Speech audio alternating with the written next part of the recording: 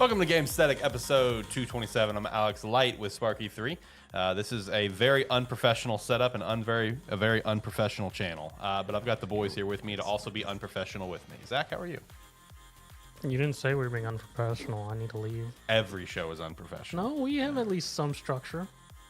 Sometimes. I can't wait for him to get over this part of it. Oh, brother, I'm petty. It's going to be a little bit. But boys, how we doing today? I missed you guys last week. Yeah, sorry for last week, by the way, for listeners. But boys, how are you guys? Why sorry? They got to watch John and me rizz up household That's objects. true. That's true. And if you guys haven't watched that, definitely go watch That it, was a please. strange 3 hours. That was a weird. I got scared at one point when I found Ben Wall. I was like, John, help! There was one or two times where like he started talking an object. He's like, help me. I'm like, nope, this one's on you. Yeah, no, I caught that a few times where you're like, John, where he's like, John, I don't know what to do. It's like, this one's you, dude. All you, man. How you handle it, brother. Don't worry, John. John had the vent person. I was like, yeah, if I'm not touching this one. Yeah, no, shout out to the guys for holding it down and streaming data, everything last week. If you guys want to actually go watch the replay, I've got it over in a playlist. Gamesthetic actually plays games because we always just talk about it. We never do it. So they did it. Shout out to the boys. I think I also have our Demonologist video in there, so that's also kind of neat as well. Just add to that throwback.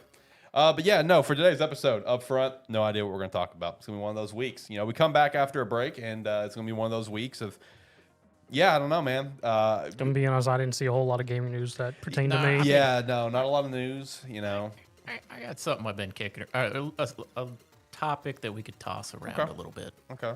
I've been thinking about it recently. Okay, cool. I've got at least one question I can ask you guys for one of the videos that I recorded that's not up yet because that dude, the video I post on Monday or whatever, it's been doing its thing. So I just like, you keep cooking, brother. I'm gonna leave you alone. I'm gonna back pocket these other ones like Nintendo back pockets completed games. But this is also like basically a 500 subscriber hangout special kinda in a way. So that's cool.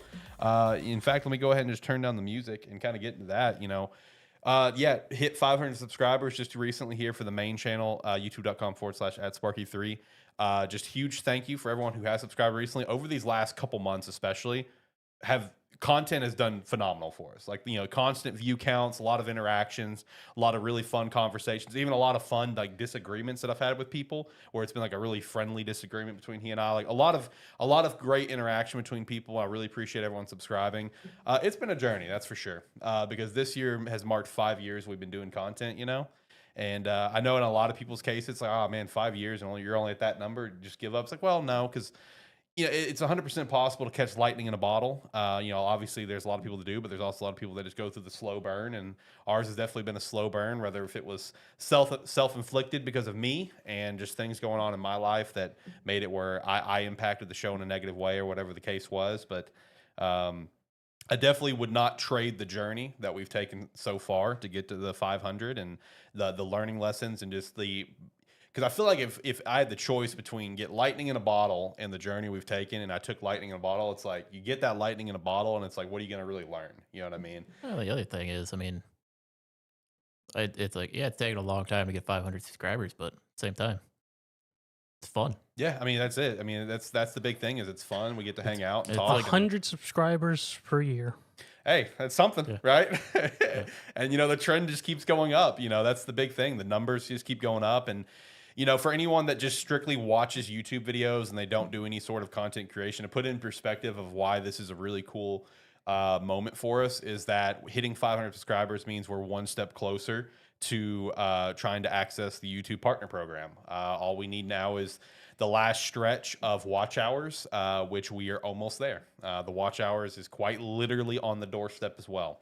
There's a 2-step process for YouTube partner where it's like step 1 is like 500 and 3,000 watch hours plus a certain amount of videos, and step 2 is like 1,000 and I think 4,000 I think is what it is, 1,000 subs, 4,000 views. So it's just cool, you know, it really is. I mean, just this week, you know, one thing I don't really talk about on the show is that obviously we shout out Rogue Energy, we shout out merch, but like, you know, we don't have partnerships and sponsors and stuff. The wildest thing in the world to me is that like over the last year, I've been hit up by so many like possible sponsors. It's unreal. Like, and I've But then a lot of them require us to have like 500 subscribers or something like that. some of them, yes. Okay. There were some that was like willing to still try to work with us, and I just declined it because like I didn't think they would get the outcome they wanted, and I wanted to be fair and respectful. In fact, guys, put in perspective. So the one sponsor that's hit us up at least twice, they hit me up a third time this year.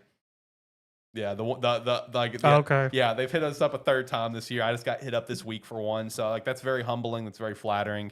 And again, us hitting this 500 subscriber mark is also very humbling and flattering. And just appreciate everyone that's been watching the content recently and commenting and liking, even disliking, whatever. I don't care. Dislike it if you don't like it. It's all good to me. I just appreciate you for reacting. It's kind of like a WWE mindset. It's like, thank you for reacting. That's the thing, good or bad. Thank you for reacting. So, but yeah, like John said too, it's fun. That's the big thing. The other thing, it's like, it's a good excuse for few hours a week to come hang out and talk. Exactly. Yeah, exactly. So, it's just, and that's been the mentality over here at this show. It's just hanging out and having fun and just, having a good time as friends. We've known each other for us three as a collective. We've known each other for a very long time. So it's nice to just be able to chat and play games and stuff. And just again, see the work that we've put in just on the show, as well as like in the editing room and stuff, kind of just pay off. Because it's even like 2 weeks ago when we were live for 226, like that. I said after the show when we were done, that was like the highest average view count we've ever had for a live, over on the YouTube. Yeah. Which that's cool. Shout out. I mean, like again, it just feels cool and it feels nice to see like all that work just kind of pay off because it has been a journey. And it's nice because now they get to see us in this bright light versus our old setup was a dark, dank cave. Yeah, it really was. Well, which was my fault because of how I painted the house. Them gray walls made the lighting quality horrible. The only bonus about that one was John got to hang out on a couch all episode. That's true. Yeah. It's been quite the journey, boys. The multiple studio iterations we've been through. As it turns out, though, whatever studio we end up in, I end up on a blank wall behind me. I still got to put decorations up. I won't lie. I'm always in the corner. No, I've been meaning to get like some Hawaii themed canvases and put back there because of your shirts that you always have. So this was actually your dad's idea.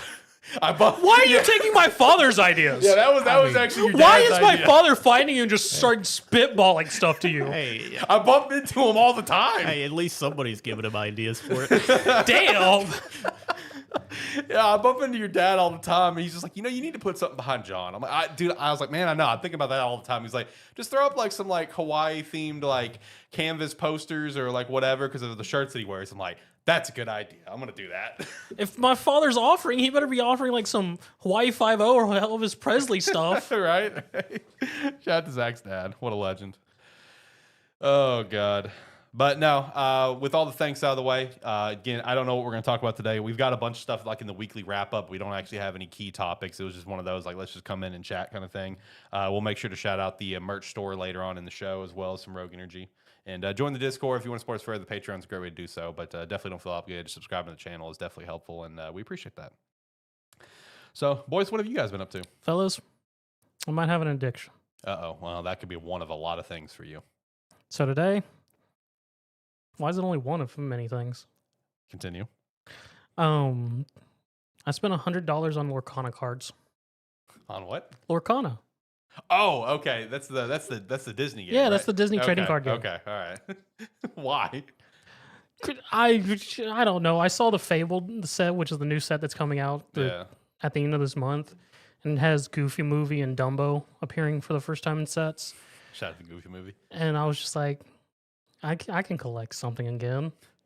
So I just started picking up Lorcana cards. So that's the rabbit hole you're diving down for collecting. Honestly, it's not a bad one. Out of all the card games currently out there, it's not a bad one. It's probably one of the better ones to kind of try to get into right now. Yes, because of how their rotation works. It's their meta rotation for like competitive and whatnot is slightly different from everyone else's. So pretty much everything besides the release set called First Chapter is still, there's cards in pretty much all the other sets that are still able to be used in decks. And because of that, pretty much all the sets besides First Chapter are still purchasable, plus all the starting decks. The First Chapter is the only one that's going to be a pain to get a hold of. But with the Fabled set, it's the first set that's going to actually have reprints. So first chapter cards are going to come back, as well as there's just also going to be reprints within this Fabled. So I mean, if you just want a copy of the card and not necessarily from the first set, you can now get copies of these reprints. Oh, okay. So, well, that's interesting. Did you also pick up any Alestrals? 'Cause I know you sent me that. No, that's yours. Okay, well, that is mine, yeah. Well, I didn't know if you were going to pick them up and we were going to try to play. You've had that Kickstarter thing for what, 4 years, 5? It hasn't been that long, okay? It's been like maybe a year and a half. It's been longer than that. Maybe 2. Maybe 2. Yeah, no, he went to a local game store for us and sent me a picture that they got Alestrals in the store. I'm just like, oh, That's the only place I've ever seen Alestrials, by the way, too. Yeah, exactly. I was shocked to see it like local in our area. Yeah, no, dude, the Kickstarter stuff for Alestrals still boxed, still sealed, and it's at this point, it's just like, I mean, like, look, if we want to try to play at some point, I'll bust some bad boys open. But yeah, like, I got 2 first edition Kickstarter boxes, booster boxes sealed. Every starter deck still sealed. Bunch of blister packs sealed. So they're all just wrapped up in a box up in my closet. So shout out to that. Shout out to Alestrals. Shout out to Locana. I don't know nothing about card games anymore. Yeah. Alestrals has got their Steam game now though. So What is a Steam game? Yes, Alestrals Clash. Apparently, issues, which is fair, new startup kind of game thing. There's definitely been issues that people have been highlighting, but I mean, my mindset is like, this is one of those projects that, as someone that's been following A-Drive for a while, like this is something like no matter what, he's going to get it right. You know what I mean? It's one of those kind of situations where it's like, he's going to get it right one way or the other. Because it's like everything he's done with the Alestrals so far, he's doing everything to make it right. Like I know one thing he actually, I saw him just tweeted out like yesterday that that the first official batch of U.S. made Alestral cards has officially been done. And it's because obviously he's talked about it at length how bad the tariffs have like impacted. I'm not surprised. Oh yeah, no, it's been brutal apparently about how bad it's impacted him. He's just been I think he said he was just eating all the costs himself. Yeah. But yeah, no, actually got a U.S. Manufacturer to get get an agreement and a contract going. So. Yeah, he'll make it right. He'll make it right. Apparently, the game is fine, but there's just some bugs here or there. Like apparently you can get possibly soft locked in the tutorial and stuff like that. But they'll make it right. I believe in them. Did you ever get into collecting One Piece cards? 'Cause I know you kind of toyed with it when it was originally announced. I mean, I have an entirety of one set. Okay. I sort of fell off, and because I'm mostly there for just collecting rather than playing. Yeah. So I mean, I could. It's just going to be a costly adventure. Yeah, we got a few decks in the house. We've got the red deck, and we've got the smoker deck naturally, and I think we got one more deck. I don't remember who. When you say red deck, do you mean the initial movie? Yeah. Oh, okay. Yeah. The actual movie. Okay. Yeah. That we've got actually. I think we have 2 of the red decks. We've got 2 of them. So I think that's all we have, and we might have one other major captain character, but I can't remember who. It'd be somewhere in her office, but yeah, no. Shout out to card collecting. It is it can be a very, very dangerous road to go down. Not really. It can be. No. It depends on which one. See, It depends on how early you get into it. See, you've entered the right one, but it depends on which one. Pokemon's a little wild. Oh yeah, Pokemon, you're screwed. Yeah, Pokemon's a little wild, brother. A little wild, brother. But anyway, what have you guys all been up to this week besides card collecting? You guys been up to anything? I haven't been up to nothing, dude. I've been busy as heck this week. Fragpunk. Just played a lot of RuneScape. A lot of RuneScape. Either you guys checked out Battlefield Open Beta? Nope. Downloaded it like a week ago. Yeah. Never launched it. I mean, for this open beta weekend, they have a community challenge of cause $1 trillion worth of damage to unlock a community skin. Oh, really? For release. Nice. I mean, it's doing far better than 2041 did. Yeah, no, I saw the kind of player counts that it was getting, plus just I think pre-orders as well was also just kind of going through the roof on it too. Yep. So they got their multiplayer formula back for the most part, from what it seems, because I mean, this was doing far better than 2041 or 2042. Mm-hmm. Yeah, I saw some people say that COD should worry about Battlefield. I'm just Again. well, I guess we'll see when they both launch if that is accurate or not. It's like I think they sent them, or they kind of. I think they sent out like kind of one of those petty messages where they're the Black Op or not the Black Op, the Battlefield 6 open beta had a higher player count than the last Call of Duty had ever. Damn. And they That's a highlighted mic that. drop. That's a mic drop. I think I also saw something from like the leads of like Activision or like I would have probably retorted with having the concurrent players higher than 2042. See if that was a thing. right. Oh, that would have been a competition, Zach. I think part of it also is like I saw somewhere where I don't know if it was like the lead devs or like the heads of like Activision or something or whatever it was said they weren't worried about Battlefield, which I can understand to a point what they're referring to because like it's Call of Duty, it's kind of too big to fail, but at the same time it's like, man, you guys are just adding fuel to that fire right now. I mean, most of the people I know who play Call of Duty say that Warzone and proximity chat's carrying it. Yeah. Well, it's. I mean, we've kind of talked about it before. It's like Call of Duty at this point, like they're yearly or bi-yearly, however they do their releases these days. All it is, it's a funnel to Warzone Yeah, it is. because it's like you buy the new game to unlock stuff for Warzone because you have to unlock some of the stuff you have to play the actual new release in the game. Oh, I didn't realize that. Yeah, so it's like you can unlock certain like new weapons and stuff when they release in Warzone. You unlock some of that stuff, I think, by playing the new like whatever the newest game is. Gotcha. So I didn't even know it was to that extreme of an extent. Well, it's one where it's like because Warzone is a lot of times like when you buy the game, like Warzone has its own launcher, but it's all tied in with the games themselves. Yeah, I knew Warzone was connected to all the Call of Duties. Yeah. Yeah.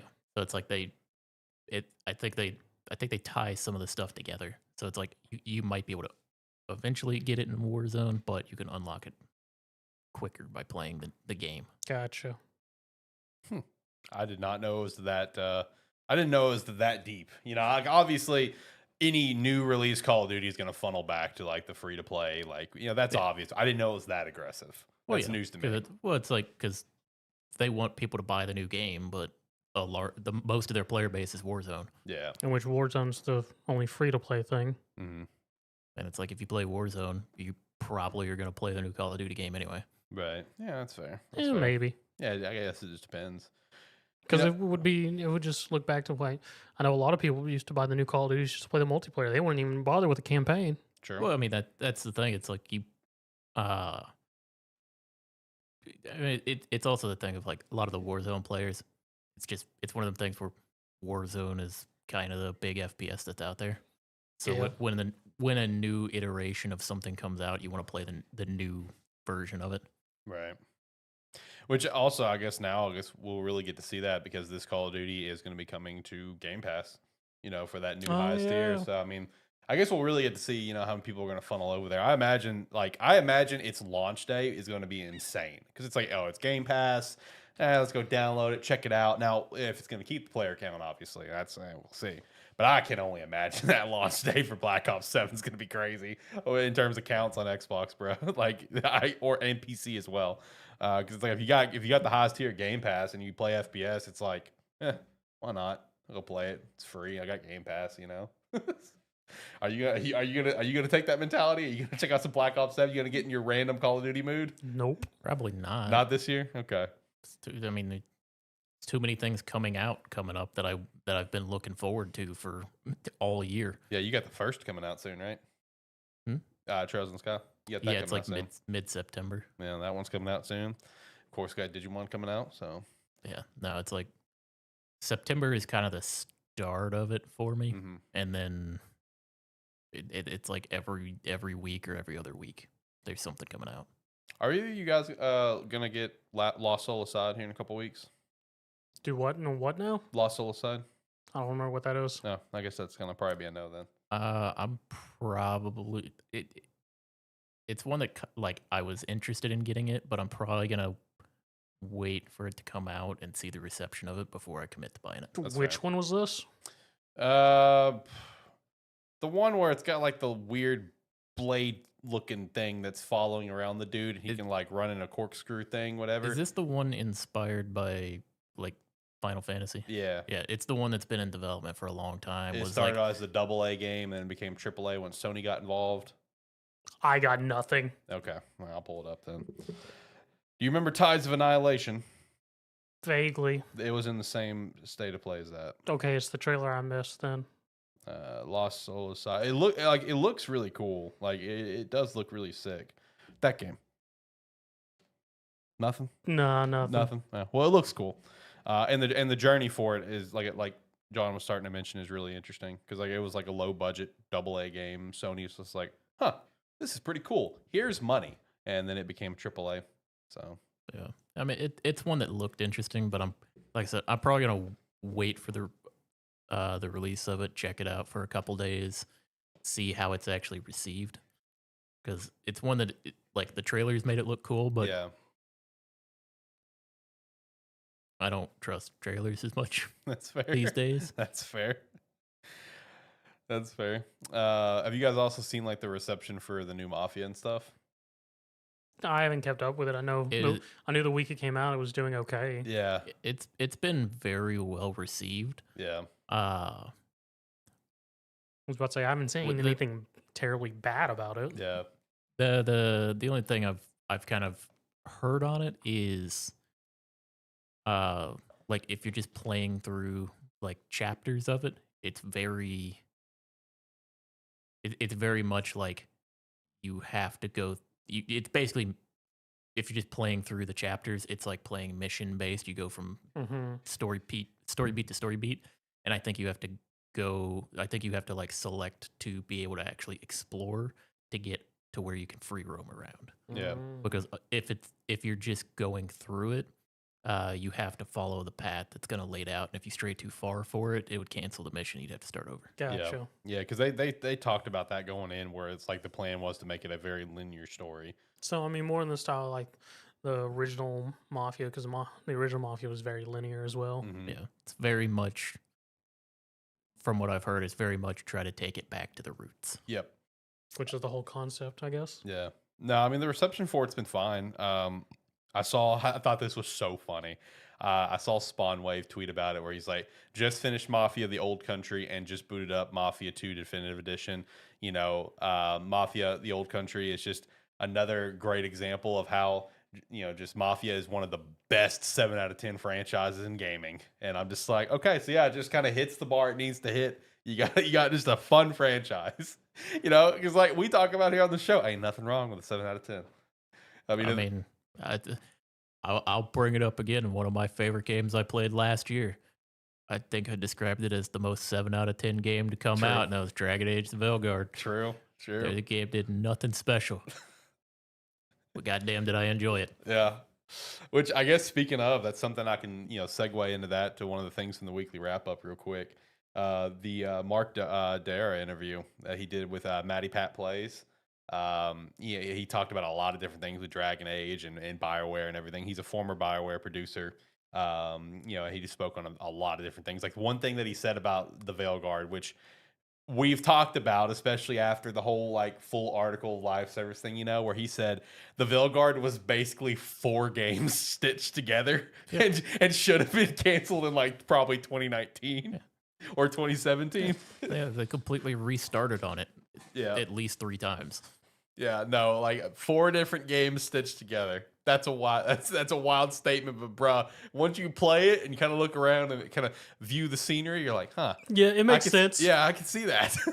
Like what you've talked about is the systems. Well, it's like the item system in particular is a mobile game system. Yeah, and then it's like exploring the world throughout it. I mean, it's laid out like a live service open zone game would be laid out. Yeah, where it's like walking around, and you're like, yeah, this is definitely a public event area right here. Right. But yeah, it's even the menus. You talked about the menus too. I mean, the whole thing. You could like, if you just go into it and you're playing it, and have no idea about it, you'd be like, this just seems a bit weird. Right. But yeah, I mean, it's like if you've played a bunch of different types, like mobile games or like live service games, and that you get into it, and you're like, yeah, this was supposed to be a loot box system here. Mm-hmm. It's like half of the exploration was built on like a live service, run around this area and do stuff with other people. I mean, it's very obvious, even if from like the tower, because there's way too much space in that tower for just you and your crew. Yeah, Yeah. It was very much supposed to be very obvious. a hub area. It's supposed to be a hub area with mission select. Yeah. Yeah, no, is it the lighthouse is what it's called? Yeah.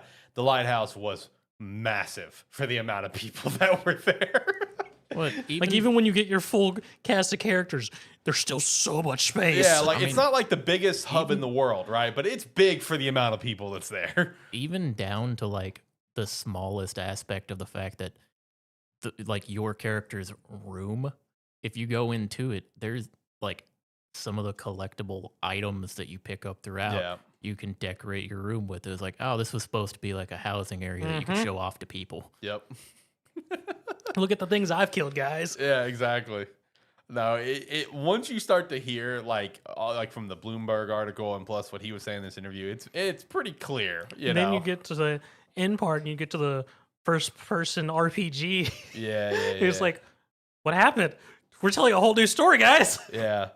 Well, you're not telling a whole new story. You're just. It feels you're like finally telling it good. Yeah. Everything up to there is just. It's like you play the entire game in like chibi form, and then that last ending part, you're suddenly all JoJo styles. Yeah. I played that game for 65 hours, and about 63 of those hours, tone didn't match the end of that game. Yeah. No, look, that's one of those games that it's not a bad gaming experience. It's just an interesting one. It's one of those like, hey, if you can like, I think it just recently came to Game Pass. No, it came to PlayStation Plus. I think is what it came to. Yeah, it came to PlayStation Plus. So it's like if you got PlayStation Plus, check it out. Just don't pay attention to the writing or dialogue. Yeah, and you'll be fine. if you can get it super cheap, it's worth playing. Especially if you've never played a Dragon Age, go into it and just call it. Oh, this game is just simply called the Veilguard.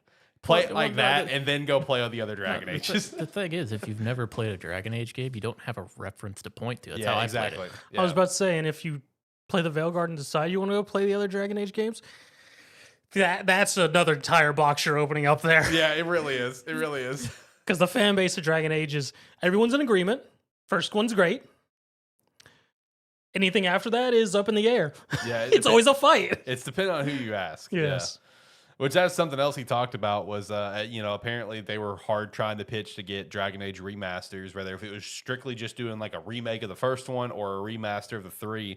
And they even had a bundle name for it. They were going to call it the Champions Trilogy, but just kept getting shot down. And like this guy was like, dude, my mind said the only chance of survival this property has is you got to do a remaster of the OGs and get interest back in the property. Yeah. At least do the first one to get interest back in the property. But he's just like, I don't think BioWare's got the time or the care of time to put it towards Dragon Age at this point. Yeah, I mean, it's one where, I mean, I'd be interested in playing the earlier games. Yeah. But I look at them, I'm like, that looks like it'd be rough to go back to. But it's one where it's like, I mean, Veilguard wasn't the best game ever made. They made another one, I'd play it. Right. Let's see. He also talked about how Anthem was apparently born out of a slight identity crisis. Apparently, Anthem was pitched by Casey Hudson, and it was pitched by like the Mass Effect team because they wanted to do something different. Oh. And they wanted to jump into the live service mentality where it was going to be a strong narrative-focused game that was going to be a live service. And, well, we saw what happened. I mean, Anthem as an idea is a fantastic idea. Correct. Every implementation of that game was tragic. Correct. Very correct. He not in the interview, but in I think it was a YouTube comment, he also talked about Andromeda's Quarian arc DLC because someone commented, it's like, I think they commented when it's like when the team canceled the Quarry and Arc DLC, that told me that there was no chance they would ever actually fix Anthem. Like I gave up at that point, or it was like vice versa, or whatever it was. And he personally responded to that comment, where it's just like apparently the team that was working on the Quarry and Arc DLC, there was strong pressure outside BioWare to shut that team down in Montreal. So that's why the Quarry and Arc DLC got canceled, and they became a comic. And yeah, it became a comic, and it became a novel. So shout out to that, I guess. And then the last thing I just added in is that he apparently thinks this year the game industry is shakier than ever, which 1000% agree. With live service games being a big part of the reason, and he does think that apparently GTA 6 could be the game that will shift a change in the industry, which I can see that too. It just depends. I can see that. I mean, GTA 6 is going to do ungodly high numbers. And one other thing I saw this week related to Dragon Age, I don't know if you have it in there. I didn't read whatever you put in there. Was I saw an article that was Dragon Age Origins supposed to be a standalone game. Wasn't supposed to be a series. Yep. I did not see that one. It was supposed to be a standalone game. It was supposed to Yep. be its own thing. Hmm. And I guess it was just it got popular enough to where they're like, guess let's make another one. Yeah. I did not see that, but in terms of let's make another one thing that I did see from someone who was commenting from the interview is that basically, I guess with the second, the third, and as well as the fourth, Dragon Age never had a consistent way to go forward. Oh no. It was always like BioWare took Dragon Age as the guinea pig of let's try to fit a current trend. Yeah. Yeah, so that's also kind of wild and interesting that it's just like BioWare and EA never fully utilized the potential of the Dragon Age name and property, because 2, 3, and 4 were all certain types of gaming trends that were going on at whatever time. So because I mean, literally, the first game and pretty much every ending you do, it finishes the story. There's no open. It has an end. It's all right, after that, your character's either gone or is done, whatever, and then it carries on, and then the couple DLCs it has gives finishes for the couple loose ends for some of the choices. If you choose to have Helm Morgana with a child, and that gets the power of I forget what the enemy, the big bad at the end of Dragon Age is. It's been so long. You literally go and track down Morgana and your child to see where'd they go, Right. things like that. And 2 was very just because it's just oh, you're a family that's escaping this one city we never saw in Origins, but knew got absolutely demolished. And then it sends you to Kirkwall, and then you're just the hero of Kirkwall.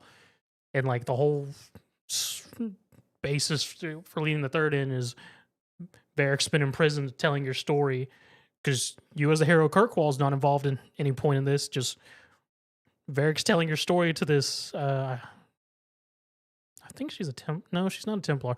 She's the really mean lady in 3. I forget her name.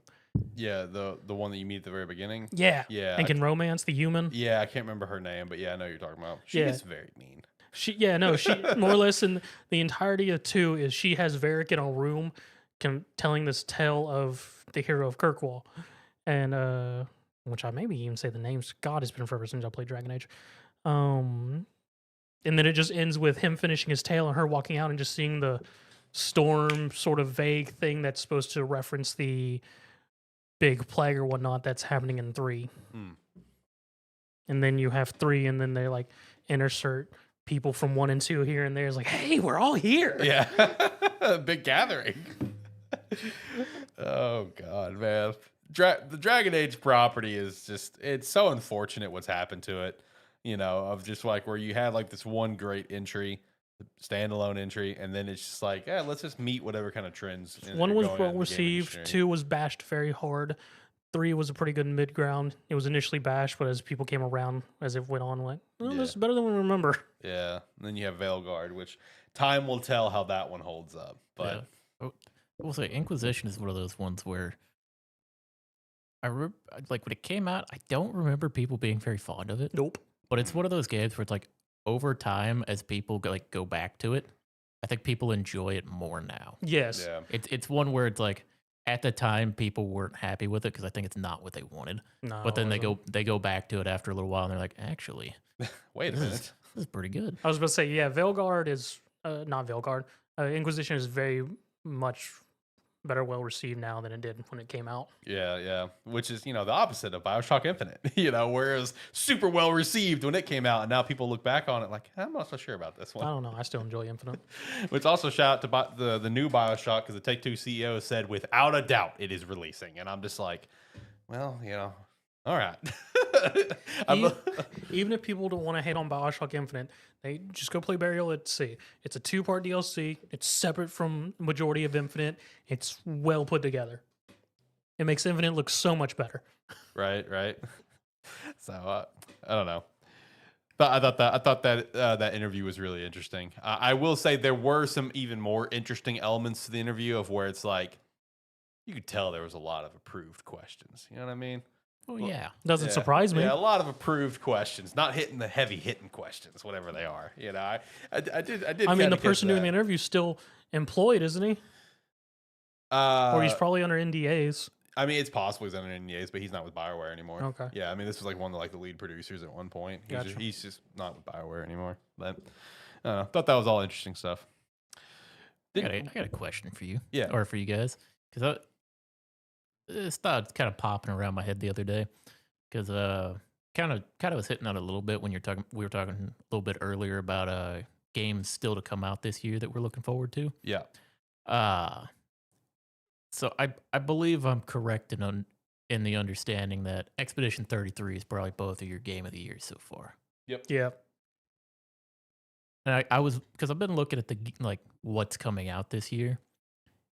So I wanted to ask, is there anything coming out later this year that you could see not taking game of the year in a critical sense, but in your personal sense?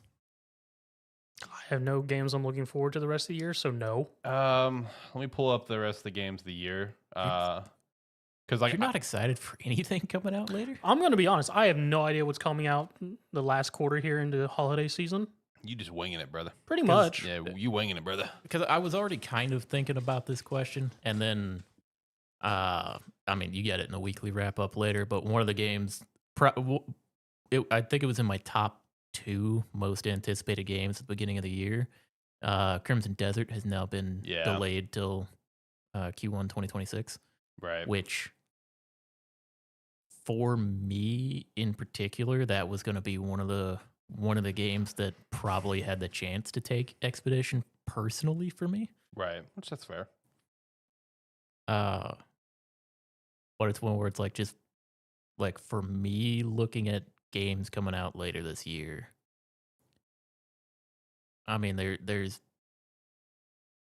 Trails in the Sky First, which is the remake of the first Trails game. Mm-hmm. I don't know that I'm going to enjoy that game, but it's a series I've wanted to play for a long time. And so it's like, there's the potential that could do it for me. I mean, as weird as it sounds, but I mean, well, I guess knowing me, and if you've listened to the show over the past couple years, hearing me and Alex just get super excited about it. There's Digimon Storytime Stranger. Facts. Which, as weird as it sounds to say that has the potential to take like a personal game of the year, it does. Yeah. So I'm looking at like the full list of games for the rest of the year. And like there's obviously a lot of games I'm excited for. Like I'm excited for Ghost of Yotei. I'm excited for Silent Hill F. Not going to be one that's going to take the crown, but I am excited for Sonic Racing Cross Worlds. I think the game just looks like it's going to be a fun time. But and there's a couple other games here or there that's coming out. Like I'm excited to see what Lost Soul Aside's going to do. There's the game that I messaged you about. What was it called again? Varlet. Yep. Varlet looks pretty interesting. I just found out about that the other day, and it comes out in like 2 weeks. But honestly, I'm looking at the full list. Like, well, there's going to be a lot of good quality games coming out for the rest of the year. And even for me, like, I've never really played in the other 2 entries, but like Octopath Traveler in December, I mean, that something that I might check out. I was about to say, I'd still never watched that, so I didn't realize it had a date. So to answer, Question, John. The only three that could possibly overtake Expedition 33 and just game of the year for me would be if Borderlands 4 absolutely demolishes Yeah, and crushes it. revives the franchise for me. Octopath Traveler 0 and Dispatch. Oh yeah, Dispatch is slated still Oh for yeah, this yeah. year. Dispatch is. I don't know if that would be able to take game of the year necessarily for me. It depends on how. I mean, I one of my favorite demos I've ever played, Yeah, right. but that's one where it's got a very good chance at the number 2 spot, and I guess it's depending on how well that story's told, Yeah, because that would be Yeah. my biggest thing was just how well the characters and story blends. Right. so far like the character interactions and the humor in that game It's pretty good. it's perfect for me. So it's like that has like top 3 potential for me, Yeah. like easily this year. No, I mean, like, honestly, the only one that I genuinely think could take a swing at it would probably be Digimon Story. Because, like, I look at everything else that I'm excited for. Like, if I had to sit down and build, like, a top 10 most anticipated from right now, August 16th, to the end of the year, Digimon Story it's up here at number 1. And number 2 is, like, probably down here. Like, there's a gap. But I will say, like, while Digimon Story Time Stranger, like, it could be one of those games where it's like, I just absolutely love it, 10 out of 10, something I'm gonna replay multiple times, whatever. I don't know if it would beat out Expedition for me because, like, one thing that, as you guys know, and let me say it for the show, that I do to a very unhealthy degree is I love rankings. I love tier lists. It's a weird mental obsession of mine.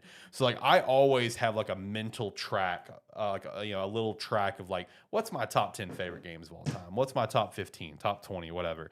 And man, I never thought Red Dead 2 would get dethroned. And Red Dead 2, as of right now, I'm still flirting with Red Dead 2 and Expedition for that number 2 spot. So like that's tough competition for me personally. What's your number 1? Mass Effect 3. Still Mass Effect 3. Okay. Easy. Love Mass Effect 3. Yes, I'm a Mass Effect 3 guy. Mass Effect 2 is fantastic. I love 3. I love Mass Effect 3. That's my favorite game ever. I mean, over the last month or so, I've been trying to go through and come up with like what my top games of all time would be. Yeah. I don't have like a definitive list. That's usually just because I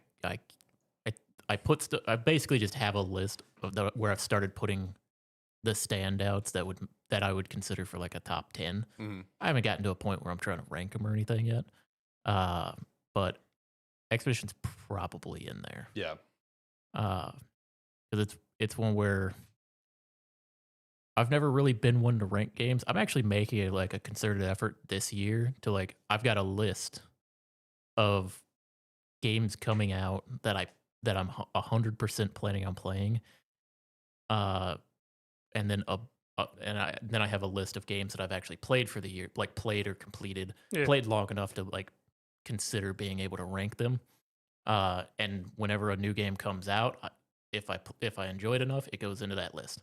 So then and then I'm ranking that list accordingly. So I actually have a reference for like the end of the year when I'm trying to decide what my favorite games for the year were. I've never done that before, but I'm trying to do that this year. Question for you then: where does First Kazan currently stand in there? Currently, it's in the number 2 spot. Okay. Like ever?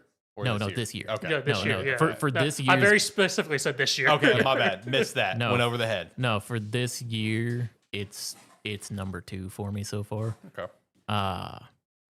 But like other games coming out this year, I don't think it would like. I mean, it would, depending on if it's as well as I'm hoping it's gonna be. Outer Worlds 2. It's fair. It could make. Is that still slated for this year? Yes, as of right now. I don't know. Did it get a date? But 20, it's listed as 29th on the Wikipedia game releases. Okay. October 29th. Okay. Gotcha. It's sitting right next to October 30th, game I'm super excited for. Don't know.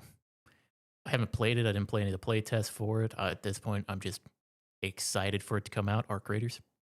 Oh, yeah. It's like that game, from everything I've heard of it, it has the potential to potentially like make it into like a top 5 of the year for me, depending on the enjoyment factor of it. But other than that, like one of the only other games that's like a notable game I'm for sure buying is Pokemon ZA. Oh yeah, 100%. It's like that's not ever gonna crack like my favorite game of the year list. but it's gonna be But one it's you're gonna but dump it's a lot like of hours in. it's like I'm gonna play it. I'm going to enjoy it. It's not Yeah. gonna be my favorite game of the year, but it'll be unenjoyable. I don't know, 20, 30, maybe 40 hours while I play it, right. depending on how long the game actually is. I will also say for like the favorite games of all time thing, something that I am planning to do. This is I guess a little bit of a spoiler alert for something to come for the people watching for the channel. December 31st, I will be posting a video of my top 25 games of all time, and it will become an annual series. And I had the realization to do this a couple months ago because, like, I was kind of once again a very unhealthy obsession with lists and tier lists.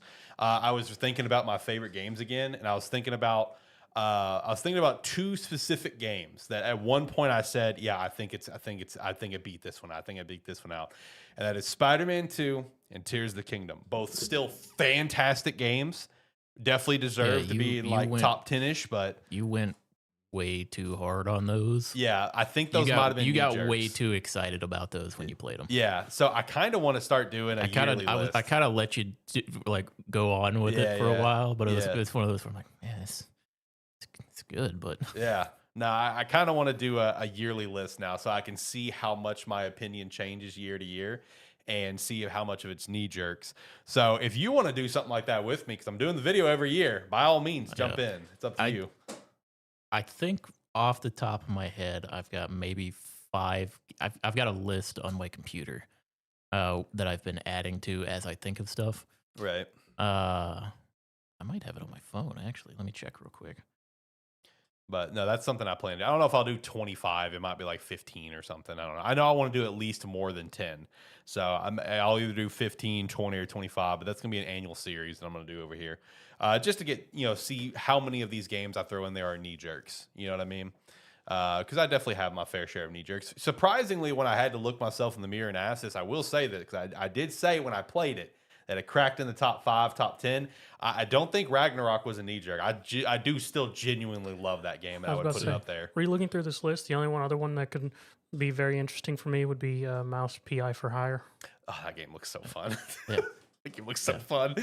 So I kind of assume that like Expeditions, because when it comes to the end of the year, that's probably still going to be my top game. Because right now it's so far ahead right now. I mean, there's been a solid year of games, but Expedition stood out pretty strong. Yep.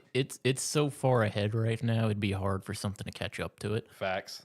But I don't have my full list here, but I do have 5 because I want to come up with try to come up with a definitive top 10. I've got 5 here on my starter list. If you'd like to hear that, let's hear it. I want to hear it, man. I love this shit. You know me. No particular order right now. Except potentially one of these. God of War 2018. Because I know you're a bigger Ragnarok fan. Yep. But I think we've said this before, maybe when we talked about Ragnarok after you played it. People that loved God of War 2018 as the game like on its own prefer Ragnarok. True. If that's their main entry point to the series. People that love the story already, 2018 is probably their favorite. Yeah. Because it's the new direction. You get to see all the changes. Yeah, like if you're an old fan, you played all the previous games, 2018 is your thing. You know? It's like 2018. I loved Ragnarok. Ragnarok was by like far and away my favorite game that year, the year that it came out. But I prefer 2018. Yeah. So God of War 2018 is on there. Halo 3. Respect. Got to throw it on there. Expedition 33. Okay. Divinity Original Sin 2. Makes sense. And then potentially the outlier or the unexpected pick, Tales of Xillia. Okay. I respect to regular people besides me. Well, I was gonna say it's like it's one where it's like that's even amongst Tales fans, that's usually not. Most definitely it's not the one people consider their favorite. It's usually highly regarded in those lists anyway. Yeah. But it's one where I've played quite a few Tales games now. I haven't played all of them. Mm-hmm. That's why I get so excited when remasters get announced, because I keep picking them up and playing them. Because I've enjoyed every one I've played so far. But Tales of Xillia is it's one where I remember back to when I first was playing it. Mm-hmm. I would catch myself playing it for like hour. Like I would realize I'm like, I've been sitting here for way too long playing this. I need to go do something else. See, I would get up, go and start doing something else. I'd be gone for like 15 minutes. I'm like, all right, that's good enough. I got to get back. Right. yeah, I remember this mostly because John and me were playing that at the same time, and just I know I put a lot of time into it too. He eventually overpassed me because I think I dropped it off after the initial in-game stuff. I went through. I played because you could play through as there's essentially Two two story modes where you play through as either MC. It's like I played through both of them. It's like I went through. I did all the post game like Uber boss fights and dungeons and stuff. I absolutely love that game. I was about to say because that wasn't your entry into Tales, but it was like the first one you really. It's what got me really into it. And it's one where it's like that's the one that made me. Cause I'd played I think one or two before, but that's the one that made me a Tales fan. Right. It's also what I'm hoping like Trails This Guy First does for me for Trails. That's fair. Yeah, I mean, That's- at least it's the first too. That's why I'm so excited for that, because it's like I've wanted to play that for years, and they announced that remake around the time I was getting ready to jump into it. So I've just been waiting for this moment, so I could play the remake of it to see if I get into it, and that would be the driving force to get me into the rest of the series. Yeah, yeah.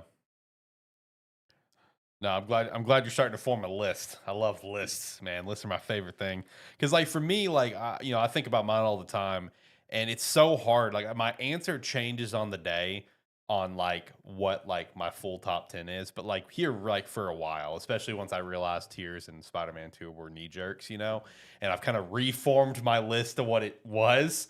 Like my top 5, or at least my top 4, stay ungodly consistent. And now it's kind of moved around because of Expedition, but like for me, it's like number 1, Mass Effect 3, number 2 and 3, Red Dead and Expedition. I want to get, because I played Expedition twice this year, right back to back.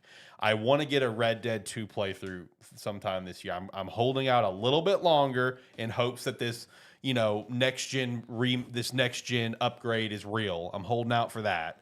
But I want to get a Red Dead 2 playthrough done this year to kind of confirm where it sets. But like that's 2 and 3. Twilight Princess would now be in that 4 spot. It was at that 3 forever. And then the first Spider-Man would come in at 5. And then from there, it's kind of a toss-up between Persona 5 Royal and God of War Ragnarok would kind of be that. And then after that, I don't know, man. I can give you a list of games that's going to come after that, but where they're going to go, I don't know. I mean, we got Oblivion, we got Mass Effect 2, we got Conquer Live and Reloaded, we got Super Mario RPG. I mean, like, I got Halo 3. I got a list of like, man, where do you fit into this puzzle? I don't know. My answer changes by the day. Yeah. The problem is every time I start thinking of like my favorite games of all time, I tend to think of games that I've either played recently, but then because I don't write anything down until I've thought about it multiple times when I've been thinking about it. There's one game that might end up on that top 10 list that nobody's ever putting in their top 10 list. What is that? I've talked about it before. It's a game that just about any time I find the excuse for it, I bring it up. Okay. It's Force of Nature 2.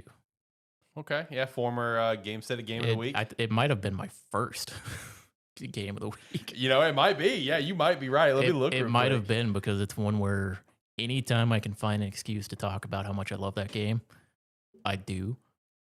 It was the second Gamesthetic Game of the Week. So yeah, your first one. I was Force about to say 2. that's in the same spot for me with Enslaved Odyssey to the West. Yeah, because it's one where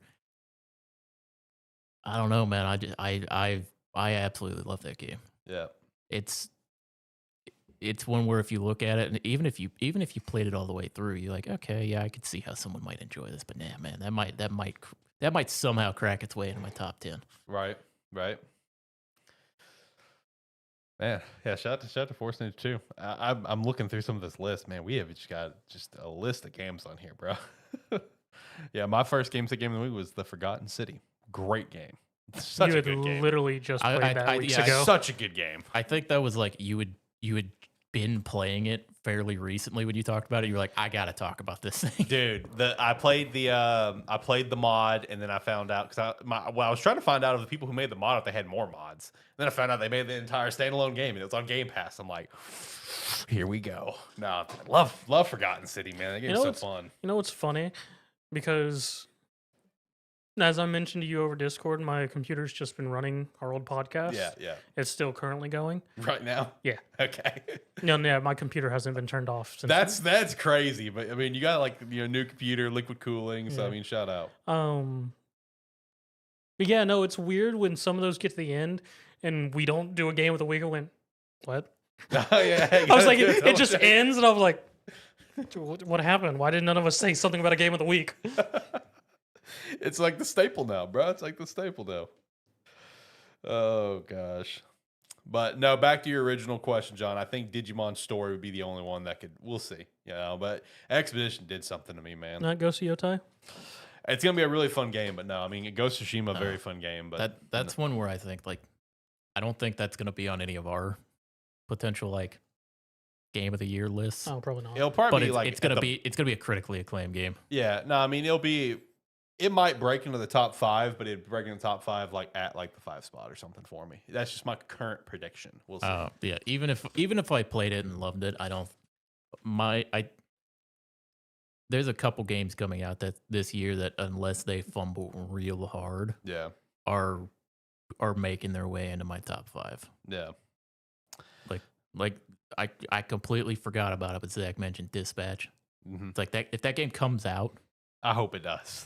Well, I don't know why I said if that game comes out. The game's scheduled to come out. There's no reason. it's It I mean, it delayed. still says 2025. They Yeah. haven't given an official date. So God, I I hope it's this year. But that's one where it's like that game comes out. If the rest of the game is like the demo, then yeah, it has potential to be my second favorite game of the year.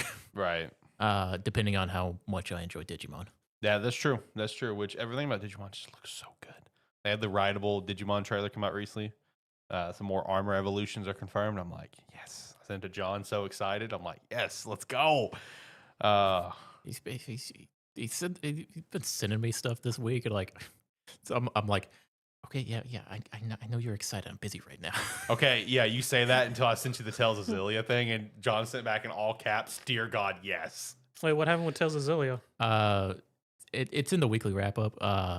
The next Tales remaster is supposed to be getting announced this summer, and it looks like that they kind of accidentally leaked it themselves potentially in a video. That it's Tales of Xillia. Yeah, because it was like the thumbnail. Like Just one or 1 and 2? It looked like because it was remember like the companion conversations where it pop up in that box there. It was one of those boxes. It was them from Tales of Xillia 1. Okay. But if they were gonna do it, I would hope they would do a bundle pack, and So would I. because Because I didn't finish 2. 2 was rough. 2 was rough to get into. I think if you managed to get into it, it might have it could have been good, but it was rough to get into. Because Xillia is one of the few where they did an actual connected sequel. Yeah, it wasn't necessary. It was not. Yeah, no, John was very excited when I sent him the screenshot. Just all caps, dear God, yes. Well, the difference was you sent me a screen cap of it that just said Tales of Xillia remaster, and it wasn't like 3 paragraphs and followed by an image where I'm like, I don't have time to read that right now. That was the difference in those messages. Okay, all right, so I'll keep it short and sweet next time. Got it. That's why when I send John stuff, it's on Discord. No, he sent it to me on Discord. Oh, did he? Okay. Yeah. It's just one where sometimes I open it up, I'm like, I'll come back to this, and then I get busy and forget about it. Yeah, no, that's fair. No, it's pretty rare that text, John. I'm gonna be honest. It's usually just But Discord. mostly it's Discord messages. Yeah, it's just I don't know, natural default. That's just what I go to. I don't know. You know, and then I think it's like 50-50. One day you'll get a message from me, one day you'll get a text from me. Yeah. You know, it just depends on the day. I don't know, man. Oh gosh. All right, let me hit. We're like an hour in, so let me at least do one ad shout out. I'm gonna use one of our videos though. Let's use a video. Unfortunately, we won't be able to hear it. I've got it turned off for us to hear, so I do apologize for that. Because So you're just gonna watch it until it's done? yeah, it's just 30-second ad. It's fine. It's fine. We're going to the ad break. Shout out to some Rogue Energy.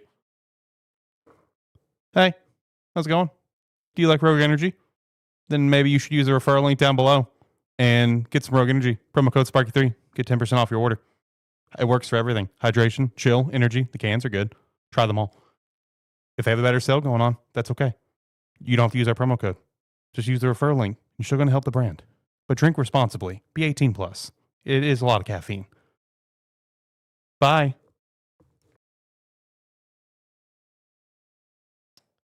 All right, we're back. Hopefully you enjoyed the ad break. That was weird and different for the boys. I'll turn it on next time, okay? No, don't. Fine, I'll just go back doing it myself. You know? Okay. You do it however you want to. It's just Well, It's just weird after Yeah, I doing know, 200 I something know, I episodes know, I and we know. just have complete silence. yeah, I know. Well, because it's silent for us because we didn't have it on over here. All right, I'll turn it on next time. No, realistically, for here at Gamesthetic, just says we got such like a good vibe that goes on, you know, and making sure that we always hit the merch and the Rogue Energy, because that's why I made all the videos for ATFS, because we fail at shouting them out a lot of times. Honestly, I'll probably just use the video ads over here at Gamesthetic if we need to like legit okay, we need a quick second to like do something, like maybe something happened, you know, then I'll throw up the video, you know. So, which funny enough, that did happen the other day with ATFS. I've got I've got 2 more videos that are strictly ATFS themed, like just a strict like BRB one where it's like, hey, you're watching ATFS right now and something happened. So the boys, and it's got to step away, and then it's like a full ATFS plug. So, you know, my goal is not to hit every video in a single episode, all right? It makes no damn sense, all right? It's stupid. You know, you just hit the one and that's it. You're done for the day.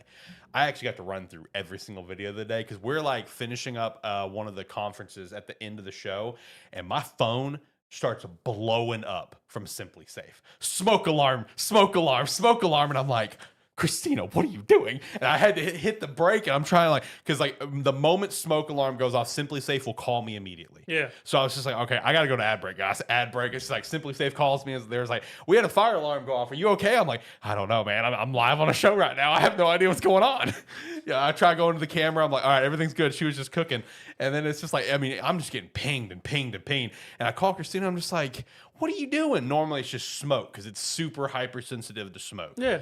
Soup. And she said, there was actually fire this time. I'm like, Christina, what are you doing? She's like, the oil got a little too hot. I didn't realize it. And then I put the shrimp on there and just, and she said the moment the fire went up, the alarm went off. She's like, so at least we know it works. I'm just like, I don't want to test and find out if it works. So yeah, like I'm trying to sort through these phone calls and call her, and I'm just like, ad. I'm hitting every single one to buy as much time as possible. So that's where the ads come in clutch. It's where you got an emergency you got to deal with. Oh, God. Also, I got a random question for you guys. If you guys don't really have an answer, that's fine. It's just curious. So one of the videos that I did that's in my back pocket right now, it was a tier list on video game console, like aesthetic, just strictly like the design for it. Do you guys have a favorite? Like out of like all home consoles, is there like one console that you think to? It's like that console is my favorite design because I tiered them all, and at the very end, I also decided which one was my favorite, which one's the GOAT. And I'm just curious if you guys have a favorite out of all the consoles from every generation. What is your favorite design?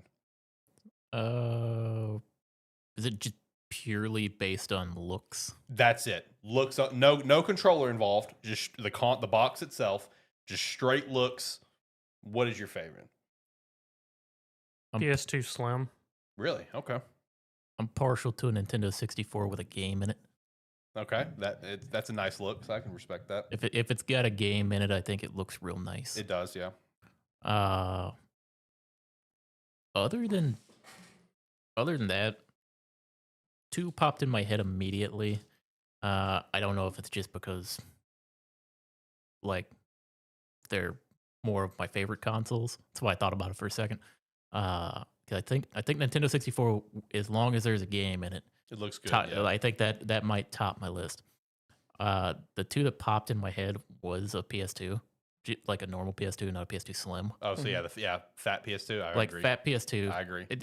I think it looks good on a shelf. Yeah, I agree. I agree.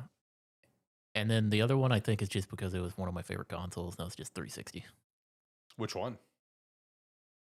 That's the question, because there was 3 different versions. Screw the Elite. I had a white one. Okay. So that's what I've always been used to looking at. That's fair. That's fair.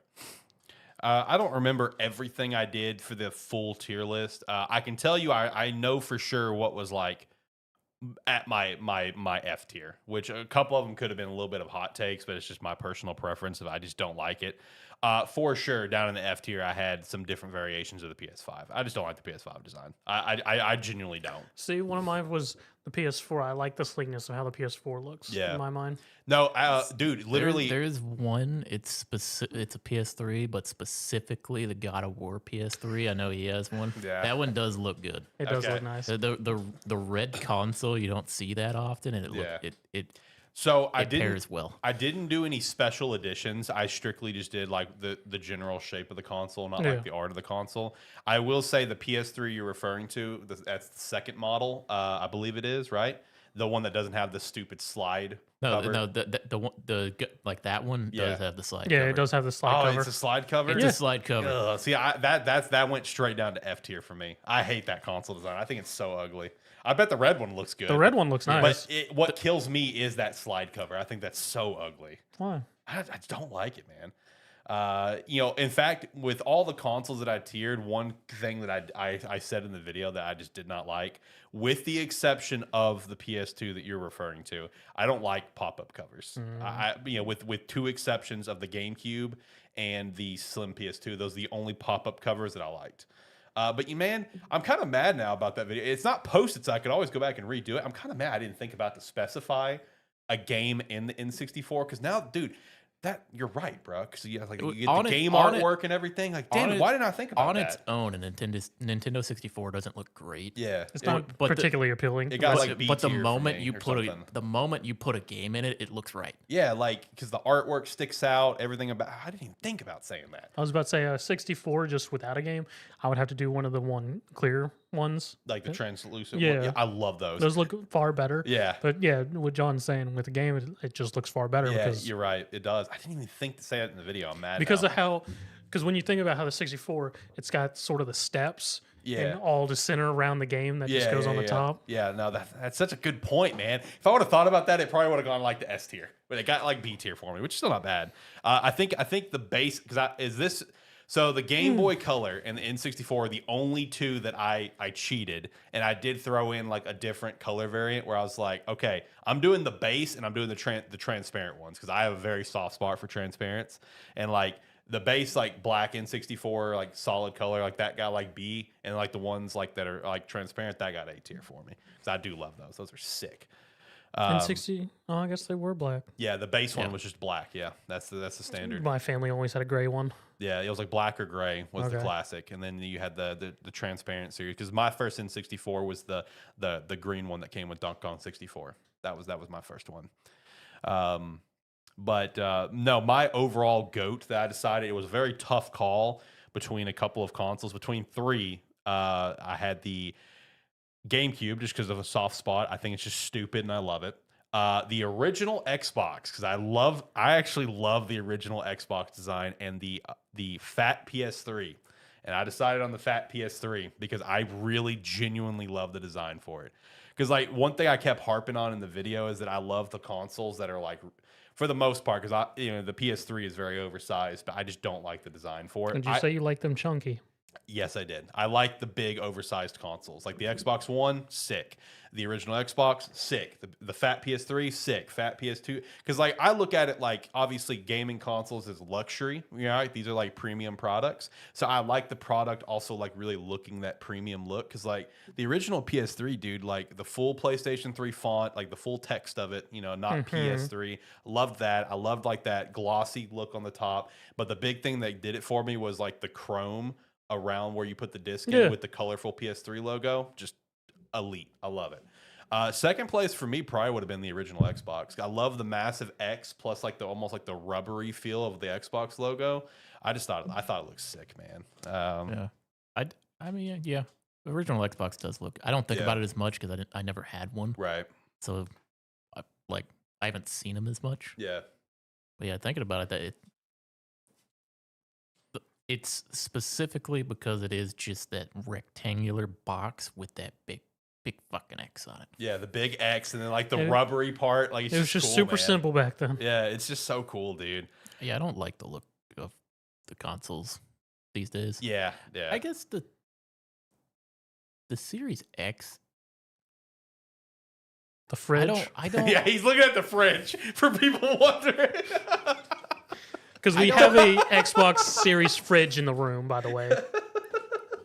Part of the problem I have with the Series X, is I don't like consoles that stand vertically, That's fair.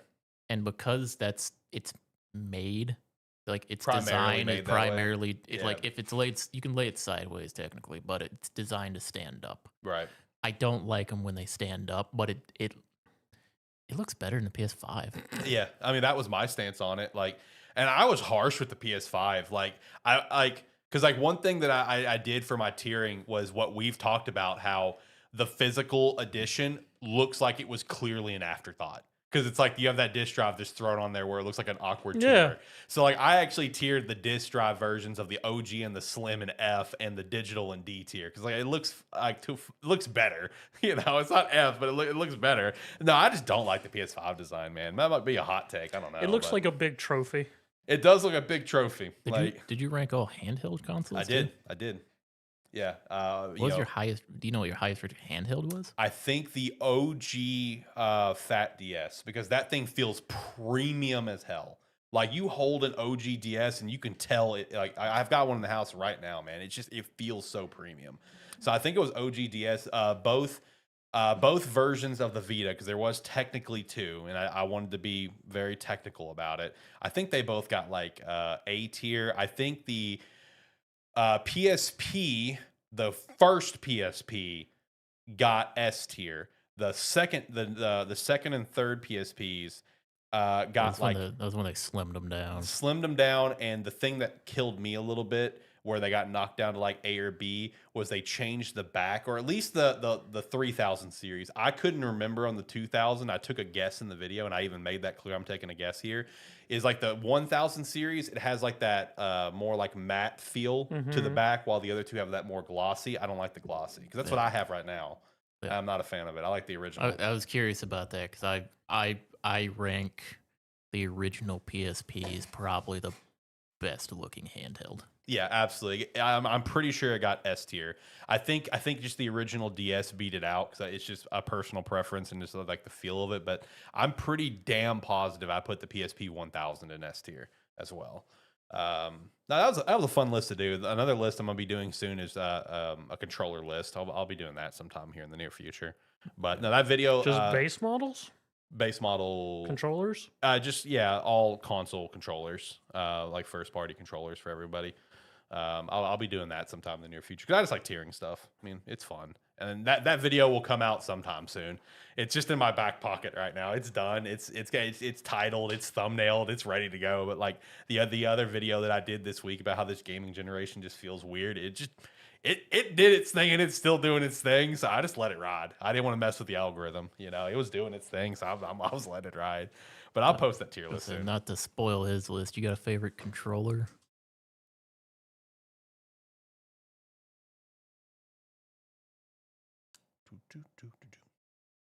I got a few. I don't know what my goat's gonna be. I'll make that split second time in the video. I don't want to think about it till I get to the video. I mean, if I got it would have to be the Xbox One. Xbox One is very solid because one thing I do like about the Xbox One over the series is like around the Xbox logo, it has like that more like almost chromish design. I like that a lot more. See, because I really liked the 360 controllers, but then the Xbox One, just for something about it, even though it's literally just an upgrade, Yeah. just feels a little bit better to me personally. And like Right. any of my wired controllers are the Xbox One design. Yeah, Xbox One controller is elite. See, I'm my top would be between two. I'm very partial to the PS5 DualSense. It is a very good controller besides Uh, battery. My batteries last a long time. Mine suck. My batteries. I mean, granted, I have 3 controllers ready Yeah, to go at yeah. any given time. They usually last about 10 hours. Nice. But for me, it would be probably between the PS5 DualSense and I gotta say, the Xbox One controller is great. Or the Xbox 360 controller fits better in my hand. That's fair. That's fair. See, and I mean, 360 would be the second one after Yeah. it because I just like they didn't slim down the one a lot, but it was enough that it just felt better to me. Because like for having a controller for my PC, I prefer to have a wired controller at my Yeah. PC. And for the longest time, I had a couple like wired 360 controllers that I had bought for it. They finally all wore out, Damn. and it's become cheaper to get an Xbox One wired controller for it. Yeah. And it still feels fine, but it's not.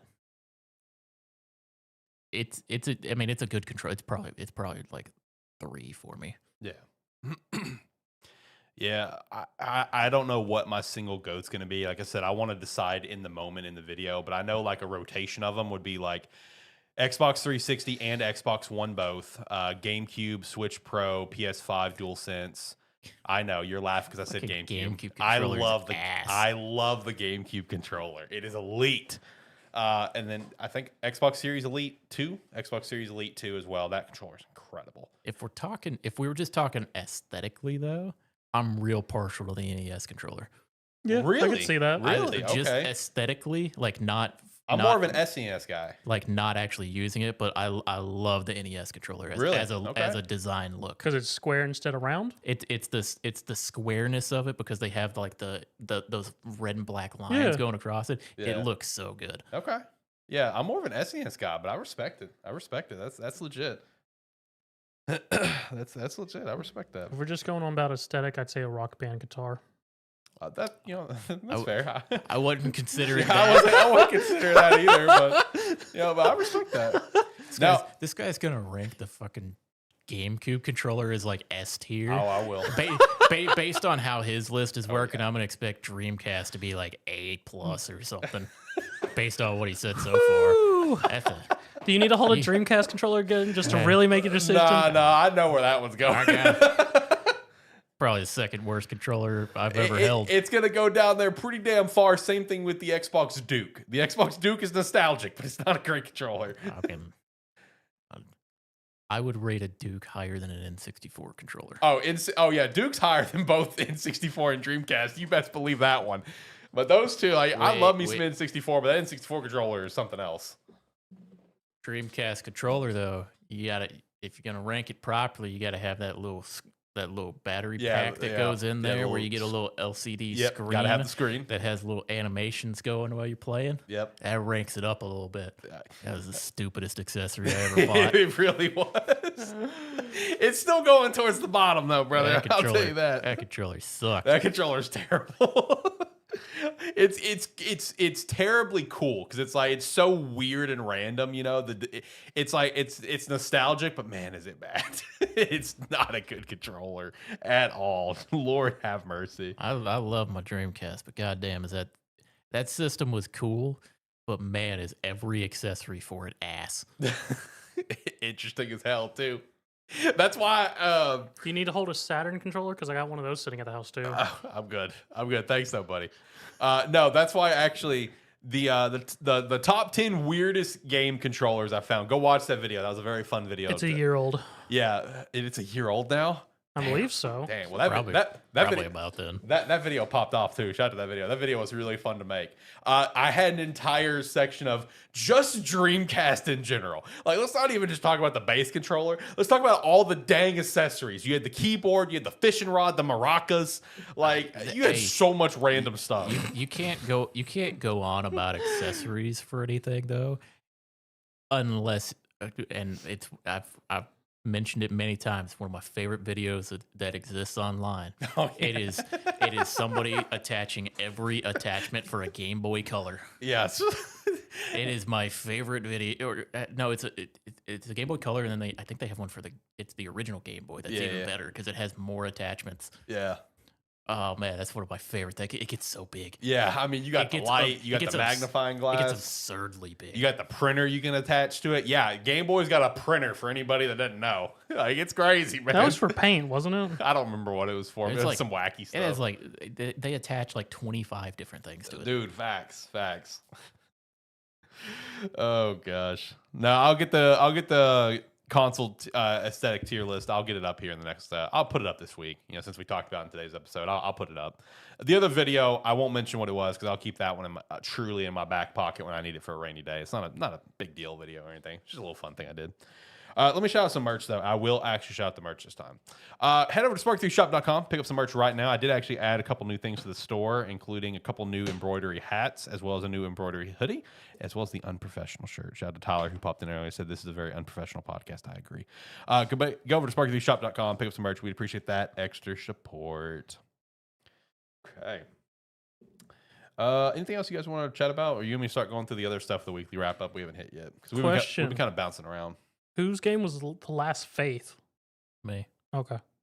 Yeah, that's definitely not me. It's a Metroidvania style game. Okay.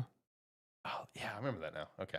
Yeah, because around that time is when I started doing the video for all the Gamesthetic Game of the Week. So yeah, I remember watching the trailer for that. That's right. I remember now. Because it's like kind of like a dark and gritty, like gothic sort of vibe, right? Oh yeah. Yep. I remember now. Yep, I remember it now. Shit, you know, that helps me really understand you guys' games. Is that, you know, when I started adding actual gameplay for all the games of the week, so I can really get a vibe for it. I will say sometimes when we go a little bit too far, a little tough for me to find sometimes. It's like I got to hunt and peck try to get me some dang video footage of some of this. But I think the most recent one was Typing of the Dead. That was one I had to really dig for that one. Yeah, I bet you did. I had to dig for that one, brother. Because nobody has fucking gameplay of that. I had to go back in time a little bit to try to find something for that Gamesthetic Game of the Week clip, but I found it. I think there's been at least one time, I don't remember the game, where I just gave up. I don't think I put game footage on there. It was Atlas Reactor. Was it Atlas Reactor? You just put the launch trailer. Oh, that's all I did? It was launch trailer? Okay. Well, no, like I thought there was one recently where I just left our faces up and that's it. I put the trailer for Atlas Reactor up though. But you initially said, "Oops, there's just a black screen." Oh, that's right. I did. I forgot to put it up completely. Well, that's different. I tried to edit it in. I tried to put it in. I just forgot. That is funny though. I totally forgot to add the trailer. I had it recorded and everything, and I had it downloaded. I was ready to go. I forgot. My bad. Oh gosh. All right, you guys ready to go to the weekly wrap up? Sure. The stuff that we haven't hit yet, I guess. So the first thing, Pokemon Legends ZA hands-on for like a demo and stuff. Pokemon Worlds is going on right now, and I have seen just the most meme level top tier quotes coming out of Wolfglick, like just top tier. And it's 10 out of 10. I haven't paid. I've just been watching the World stream. I've had it up pretty much since it started today, and it's been like background noise, and I pay attention to it every now and then. Yeah, I've seen a lot of people just like rage reacting to Wolf right now, and just like, why? What'd Wolfie do? No, just being god tier at the game kind of thing. I've seen so many reactions, and I've seen so many like quotes that he said. I haven't found him saying it, but like, I've seen so many people like quoting like the same. I saw the same quote multiple times, so I was like, I guess he said it. Where it's like, you know, he had like his like, I guess girlfriend or something like pull him aside, and it's like, remember, you're Wolf Glick, you know, and just stuff like that. And it's just like, God, what a boss, man. I mean, he's done that because I think he won.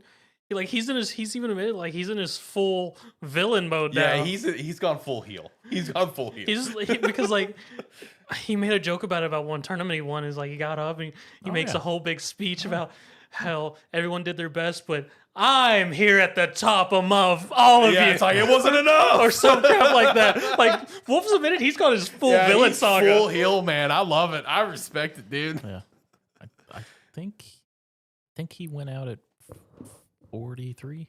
Mm-hmm. Yeah, I was like I was watching right before I left to come over here. The last 2 matches for deciding who got into top 4 was Right. happening. Okay.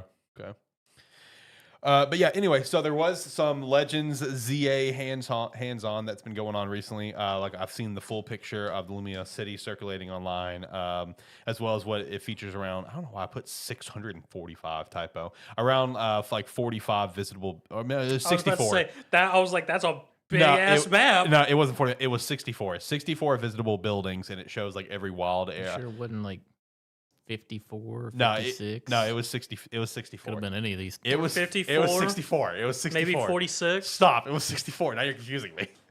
But it also shows like every wild and battle zones throughout the map. There was also the controller layout, which I saw a lot of people comment that the controller layout is very simplistic for this new battle style. So it's very easy to kind of just play it, with what this new battle style is bringing to the table. I would hope so as well. One thing is that on the map, for each wild zone that you go hover, it will be able to show the Pokemon that you've caught in those zones and how many like remaining to be caught, which is question mark. So that's kind of nice. You can learn and relearn new moves and TMs all on the same screen, which is a nice quality of life. Apparently, the 60 FPS is actually very, very smooth, so that's great. Then how megas work. This was actually something that was very curious with how this game is with the battle format. Is essentially when your Pokemon deals damage, the opposing Pokemon will drop Mega Energy, and you as the trainer, you need to pick up that Mega Energy to fill the gauge to allow for Mega Evolution. And when you do Mega Evolution, that Mega Evolution gauge will deplete slowly while you attack. So it's kind of like the Bonanza mode, honestly, from Donkey Kong. That's kind of what I immediately thought of because that's the most recent thing like that. But that makes sense. I also saw something apparently with the wild megas that you fight. Apparently, they just want all the smoke for you, the trainer. They do not care about your Pokemon. Apparently, from what I saw, they want the trainer. They want the trainer dead.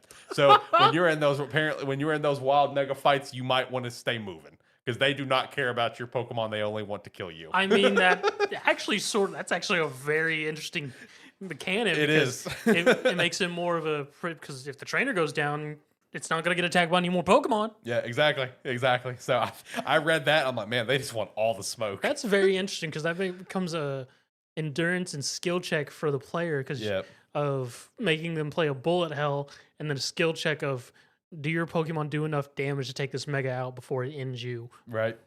So I don't know. I mean, overall, the hands-on previews for it, very positive. And there is a lot of excitement for the game, which is great. Coming out here soon. It comes out in 61 days. But did the map show where all the spots where you're going to jump trainers at night? Yes, because it showed the battle zones. Okay. So yeah, the map does show that as well. Something else that I saw someone highlight on the map is that it does actually also have the corner of one of the maps, train station. So maybe leaving up the question for future DLC potentially, where you get to leave Lumio City and go somewhere else, since everything's in Lumio. So, the train station's there, so you never know. But it's not the first time they've set something up for DLC and just straight up abandon it. I'm looking at U, X, and Y with the power plant. One great example, the most shafted generation. That's why I'm glad. I'm glad we're getting this Legends game in that generation because that is the most shafted generation. I also saw someone make a joke that because again, since this is the most shafted gen, Zygarde, he never had a focus in X and Y. He was just that third legendary to go catch.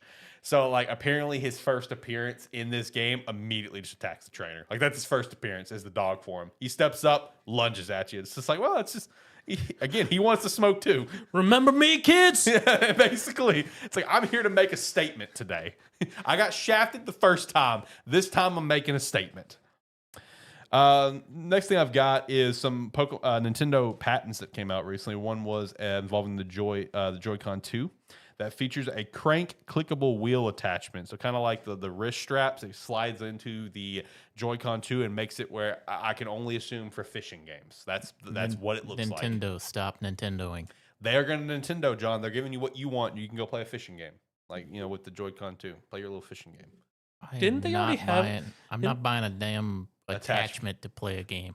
Didn't they already have a fish controller? Yeah, it was with the Labo, I'm pretty sure. Okay, that's what I thought. Yeah, it was Labo.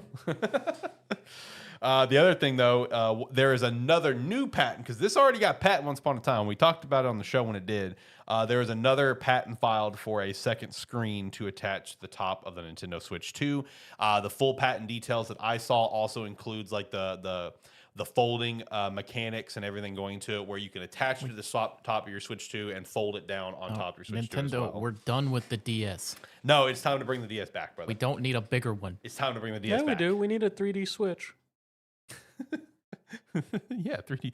Yeah, but 3D Switch, man. That's 3DS. It's actually not going to be 3D. It's going to be augmented reality Switch. It's going to be the AR Switch. Hey, I'm very okay with the second screen Switch. I'm very okay with it. I think it's cool.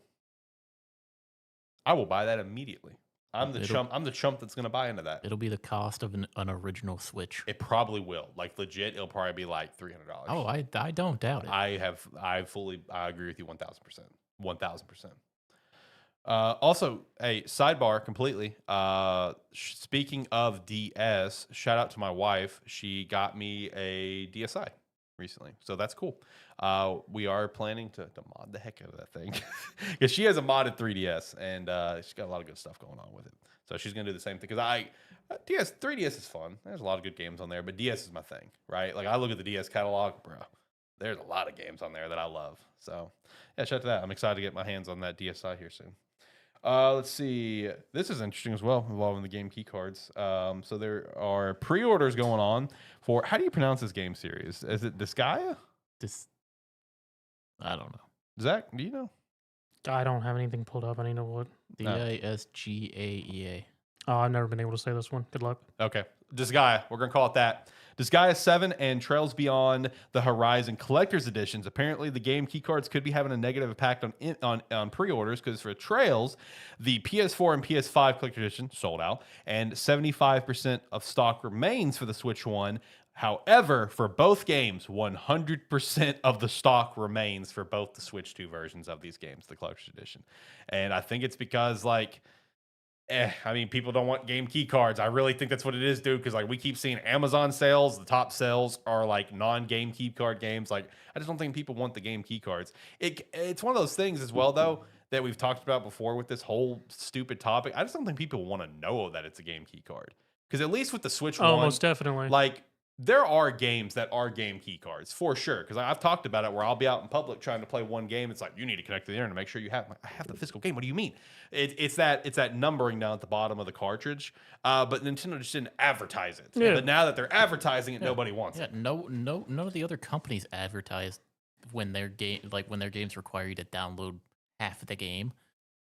It's like you get home, you put the disc in, and you're like, oh, I guess I gotta download it. Right.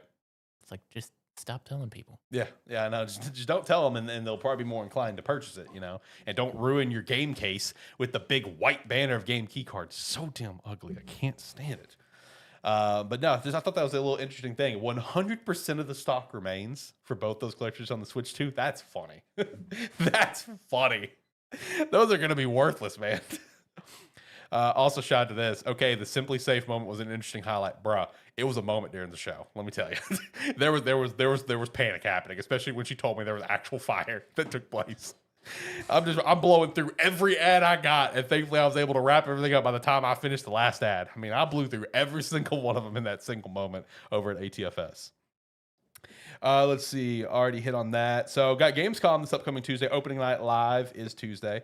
There are a few confirmed games to be there, like Call of Duty Black Ops 7, Resident Evil 9, Ghost of Yotei, Ninja Gaiden 4, Outer Worlds 2, Silent Hill F, and World of Warcraft Midnight. Fallout Season 2 and an Expedition 33 music performance going to be there. That is one of the few gaming music performances that I'm actually going to be excited for. I'm going to be out. Most of the time, it's like, that's cool. I Still never one of watch my it. favorite is the Metaphor one with the rapping monk. Oh, yeah, true. There's also a rumor that a Black Myth DLC is going to be announced. So it's cool. Shout out. Super Saiyan Wukong come to whoop your ass now. Yeah, basically. It'd be interesting to see what they did for DLC for that game. Yeah. Because it would also be interesting to see how many people, because that game sold so many copies. It'd be interesting to see how many people come back to play the DLC. Yep. Which, if they... Honestly, I wonder. I just thought of this too. Yeah, I wonder. It's going to be on Tuesday. That is the 19th, right? Today's the 16th, so that seems to add up. Yes. Yeah, so I wonder if it's going to be one of those like Lies of P Overture situations because literally the next day Black Myth comes out for Xbox. Oh, and they just shadow drop Yeah, it? Shadow. So actually, I wonder if this rumor is going to be legit. They show the DLC and say, "Hey, it comes out tomorrow along with Black Myth on Xbox." That'd be cool. Yeah, makes sense. Yeah, so I forgot all about that. Yeah, Black Myth comes out on the 20th for Xbox. So yeah, that could be something to watch for. Did you watch the 13 minutes of gameplay on Crimson Desert? No, haven't I either. didn't. After you told me it was delayed, I just kind of stopped paying attention to it. Got I sad. probably will go and watch this because, like I said, I mean, I've been waiting on this game for like 5 years Right. because it's like this game, it's been like 4 or 5 years, and it was just like we knew the name, we knew they were working on something called Crimson Desert, so I'm ready for it to be out. That'll be, at least I know beginning of next year I got something to look forward to. Right. Yeah, I need to watch that 13 minutes as well because like this game is interesting to me. Like it does look really cool. I was looking forward to playing it. It's not to the same extent as you, but it definitely caught my eye. Something I was interested in. So I need to watch this as well. It'd be a game like for you probably worth picking up. Yeah. Like I mean probably for you alone just for the combat. Fair. Because I mean it's Pearl Abyss. Their combat's fantastic. Pearl Abyss. Waiting for Dokev. That's right. They are doing Dokev. How many years ago was that thing revealed? Was that 2020? Same year as Perfect Dark. So like 2019 or no? It'd be 2020. It'd be 2020. Yeah, 2020 Oh my sounds God, it's been a hot minute, brother. It may have been. I don't know why that just reminded me of that. I forgot, or this completely unrelated. But I didn't realize that Gunfire Games was who was making Darksiders 4. Oh, that'll be entertaining. Apparently, they've been involved with like all the Darksiders games. I didn't realize that at all. I didn't realize that either because I was looking into it the other day because I was like, what? Because I was interested. I was like, because I've been playing Remnant 1. I was like, what's Gunfire up to? And it came up. I was like, oh, they're involved with Darksiders.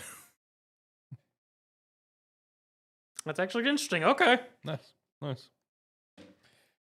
see. Next thing that was on the list was Helldivers 2. New trailer for the upcoming Xbox release teases an ODST crossover at the end.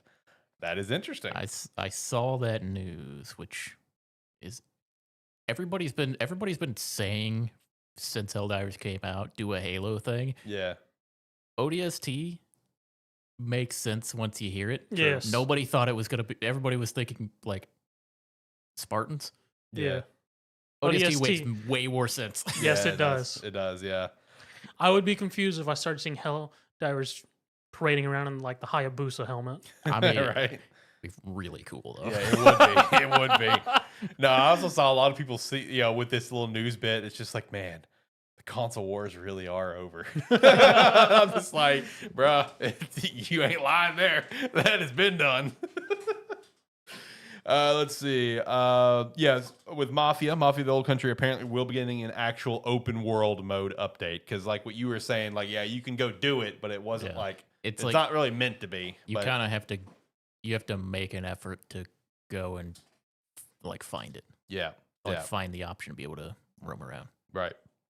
There's also a rumor and a report that Sony has canceled Fair Games. No surprise at all. I mean, especially after the last news bit that right before like an internal play test of the game, like the head of that studio was like, all right, guys, I am leaving, and ditched the studio. At that point, it was dead. Yeah. At that point, it was GG. So, I mean, if they canceled it, they just went ahead and just like, you know what, this is not going to work. Let's just go ahead and cut our losses like we have at everything else this generation so far, which, they did openly admit recently. It's something I talked about in my this generation's weird video, just that they've just like, yeah, the live service stuff has not gone to plan this generation. It's like, oh, really? No shit.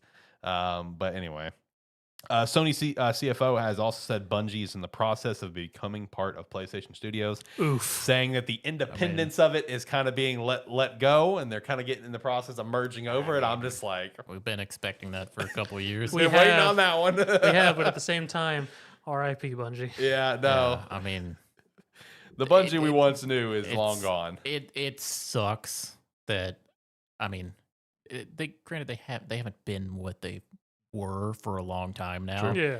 But at the same time, it's like, man, we're losing a big name there. Yeah, I know. I mean, if we're lucky, they'll be like the development team of Bungie of PlayStation Studios. Yeah, I mean, they'll have the name Bungie, but it won't be the same. Yeah, I mean, won't be the same. It is what it is, you know.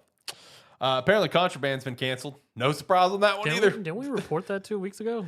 No, because it would have just came out. It would have came out before that skipped episode. Gotcha. Yeah, because it was also why I talked about in the weird generation that it's been. You know, just cancellations and live service, this and that, and this whole thing. The weird bridge from PS4 to PS5 that we're in, and we're already getting a new console soon. And yeah, no, just another game left us with a single trailer. Yeah, just a single trailer of just a box getting thrown down. Contraband. That's it. Cut your losses. Move on. Power Wash Simulator 2's been announced. Game of the year right here, boys. I mean, there's no surprise here. I mean, Game of the year. I mean, I'm surprised they went the 2 because they've just released tons of DLC. True. Well, yeah, but it's one where it's like, I mean, you make the second one, you can add new ways to wash stuff, Zach. Pretty much, yeah. Yep. And then you can sell a whole bunch of new stuff to wash. Cover a new city in volcanic ash. Stop. I mean, that's literally what Power Wash is. Stop. Dude, I'm not joking. I know. That game is gonna be like break records. Oh, it will. No, Power Wash is fun. It's very relaxing. It's very therapeutic. It's just one of those after a long day, you just go on and you play some Power Wash sim. You know, you could just get you your own actual like water hose and just clean the house. You know, so I did actually take the hose recently. I started cleaning out the breezeway and stuff. He's shitting on your house look right there. Yeah, just like you were shitting on my yard when you got here. I am actually gonna buy a power washer soon to finish cleaning the house. To be fair, you knew it was coming from when I walked in the door. You were ready for it. No, listen. I say this all the time to Christina. I was just like, you know, oh, hey, what are you going to do this later this afternoon? It's like, I got to mow the yard because if John comes over, he's going to shit on me. I say that all the time. You don't understand how much I bring your name up with yard-related things. Like, I got to do this, or he's going to come over on Saturday and roast the hell out of me. I don't want to hear it. And that's what I thought about the damn water. It's like, man, I got to go get the yard water. I'm like, he's going to roast the hell out of me for this. The thing is, man, if you drove by my house half the time, oh man, I have no room to talk. That's great. All right, next up, Capcom will be hosting a 90-minute Capcom Presents at New York Comic Con on October 10th. So get excited for that because also there's some Resident Evil rumors floating around. I didn't dig into this guy further, but it apparently comes from a leaker known as Dust Golem. I guess he's a known leaker and he's gotten stuff right. I didn't dig into his credibility too much, but apparently Resident Evil 9 will indeed include and feature Leon, and this is going to be his send-off game. Obviously, we do have the other protagonists as well. It's going to feature both, but the game will also have open areas and vehicle traversal. Code Veronica and Zero are also both getting remakes in 2027 and 2028. So, again, I didn't check the credibility on this. Just want to shout it out as like, one of those grain of salt things that we do. The GTA trilogy on Nintendo Switch 1 appears to no longer require a download. The recent copies and the recent versions that have come out have now removed that download required down at the bottom of the case. So maybe the entire game seems to be on the cartridge now, which that's always a plus. The rumored next console details, because oh boy, we need this. The new Xbox, codenamed Magnus, is expected to be more powerful than the PS6 and feature an RTX 5080. And the PS6, codenamed Orion, is expected to feature a Radeon RX 9070 XT. And then both are expected 2027. Why? It's so unnecessary, dude. We could literally stretch these current hardware for years. If you thought they stretched this current generation a long time, there's gonna be no reason to buy these these new consoles even 2 years from now. True, because still I legit unless I'm dumb, which we already know I am. I can't think of any games this generation that's pushed these two consoles to the limits right now. I don't think there is one. For PS5 and Xbox Series X, specifically the X, I can't think of one. The only things that have been that have kind of brought it down a little bit is PlayStation exclusives on the PS5. They look great. But the problem is, then they come to PC, and Yeah, true. and then people see what the game can look like, and the consoles can't match what higher end PCs are able to do. That's fair. That's So fair. the next generation is looking to be able to capitalize on that to make it closer than ever. But that's the only real complaint is because some podcasts I've listened to, like they talk about PS5 games they played, and then they're like, I'm probably gonna play it again when it comes out on PC to see what it's actually supposed to look like. That's fair. That's actually super fair because It's like that seems to be the main complaint. yeah, that's unbelievably fair because I haven't bought it yet, and one day I will because I've played this game at least 5 times so far, and I'd be more than happy to play the 6th. Is I've been meaning to buy the first Spider-Man on PC just because of like how it looks and like the FPS and stuff for it. So yeah, no, that's totally fair. Yeah, that's the main thing. Is it looks great for what the console can do right now, That's fair. but they can't push it the same way that a PC can. Yeah. Yeah, I will say, like, while 2027 just feels like it feels too early because it feels like we're just getting past the last generation, over this last year. I will say Xbox does need to 100% move I mean, on. Xbox They needs need it. to. PlayStation Yeah. doesn't really need it. Yeah, PlayStation doesn't need it, especially with the Pro out there, which is a very useless console unless you are only playing PlayStation. Then yeah, it has its value. But Xbox needs it because they need to get rid of the Xbox Series S. Like they need to be able to move on from that because it's just caused nothing but problems. It's great, like you've said before, great for the consumer, bad for the industry. So it's like they need to move on from the Series generation so they can move on from that decision. The problem is when Xbox does release their next console, the only way to get away from it is to release the next console and immediately end support for it, which It'd be hard to do. it's like that's the only way they're gonna actually be able to move on. Like be able to move on from it. But all that's gonna do is generate a shitload of bad press. Oh yeah. I mean, no matter how they're gonna approach that next console generation, like Xbox is up shit creek without a paddle. Dude. Pretty much. Like there's no good way to address it. Whether if it's cut off support for the series immediately start seeing new games go to just that console, and then like the other one come out later, or go down a rabbit hole route of okay, can we release Xbox S versions of games and Xbox X versions? There's no good way to go about it. No. There's not. Like they really shot themselves in the foot with the S, dude. What a great idea, but I appreciate you for being consumer friendly, but boy, that was that idea did not work. The problem is, it's even if they end support and only make new games for the current console, that system doesn't even really exist anymore because of Game Pass. True. Because it's like, if it's on Game Pass, they're gonna have the only thing they're gonna be able to do is confuse it even more by they'd have to add additional tiers to Game Pass, Which they will. Or like additional confusion in how the games are listed, because right now they already distinguish between like 360 games, one games, and series games, but most of it is just like Xbox games. Yeah, is how they refer to it. So it's like the only thing they could do is whatever they call the next one, have those only available on that newer system, right? And like the newer system and PC, which is going to piss people off. Yeah, no, yeah. There's no good way out of it. Like they've shot themselves in the foot completely. There's no good way to get out of it. I was about to say the mix of the series plus Game Pass is going to haunt them for all of eternity. Yeah, and you know what? I'm going to also say this: like, even though it's going to be bad press and it's going to be a nightmare and pain, I fully expect, like, when we get that new Xbox, like, I think we're going to see one of the fastest turnarounds of a console generation getting canned.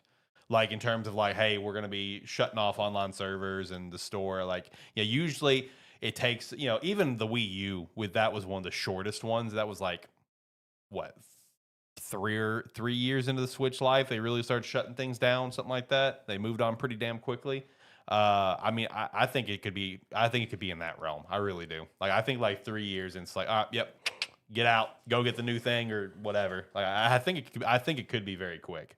Especially when you look at, like, kind of similar to the way Nintendo looked at it with the Wii U. It's like, we don't have a high player base on these consoles anyway. You know what I mean? Like, we just don't. I mean, the Series S we do, but like at the end of the day, Like these things sold like shit. It's like it's whatever. You know, all they can do now is just really deliver on the next console and try to bring people over to The it. only problem is with all the hardware that they're going to put into it to make it as powerful as it is. $1,000. It's going to be $8,000-$9,000. I'd be shocked if it was like under 800.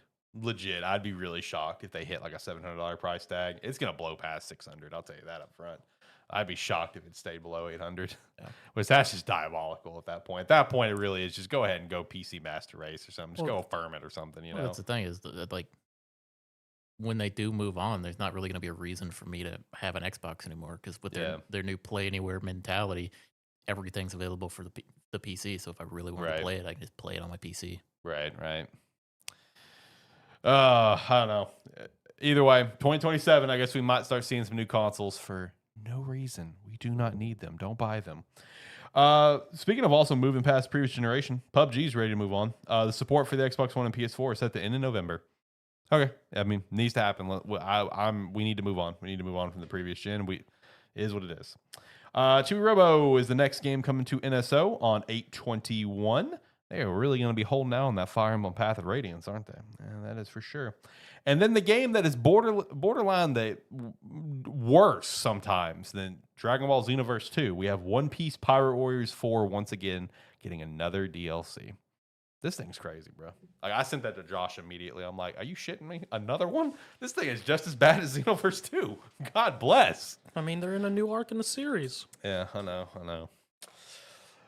Anything you guys got for the weekly wrap up? So there was a crossover that I wasn't expecting this week, which is wild. So Zenless Zone Zero has a crossover with Aston Martin.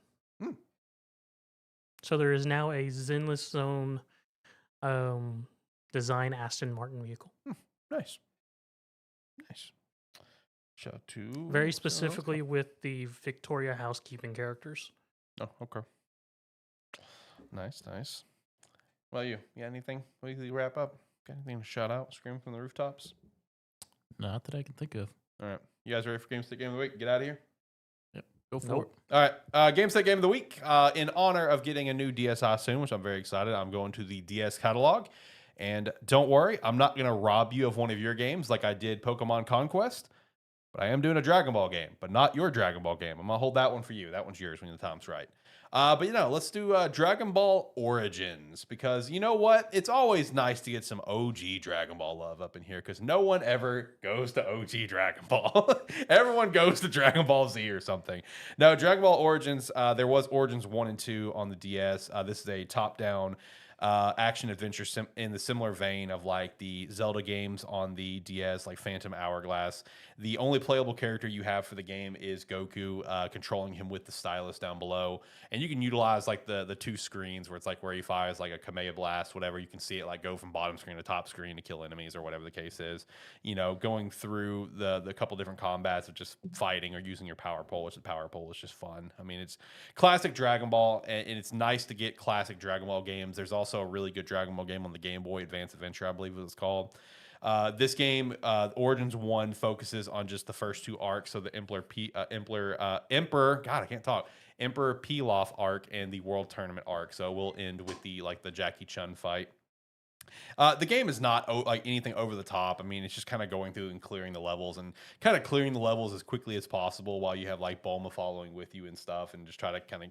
She kind of helps, but like also want to try to get her out of the danger kind of thing, whatever. So like the gameplay loop is not like anything over the top. It's not like to the same extent of like, let's say some of the GBA Dragon Ball like Z games, like the Legacy games or anything. But it is still just fun to have that opportunity to go revisit Dragon Ball because like it's still mind-blowing the amount of people that just won't go back and watch or read Dragon Ball, and they'll just go to Dragon Ball Z or go to Super or whatever and just like leave Dragon Ball to its own wayside because it's like this quirky little adventure.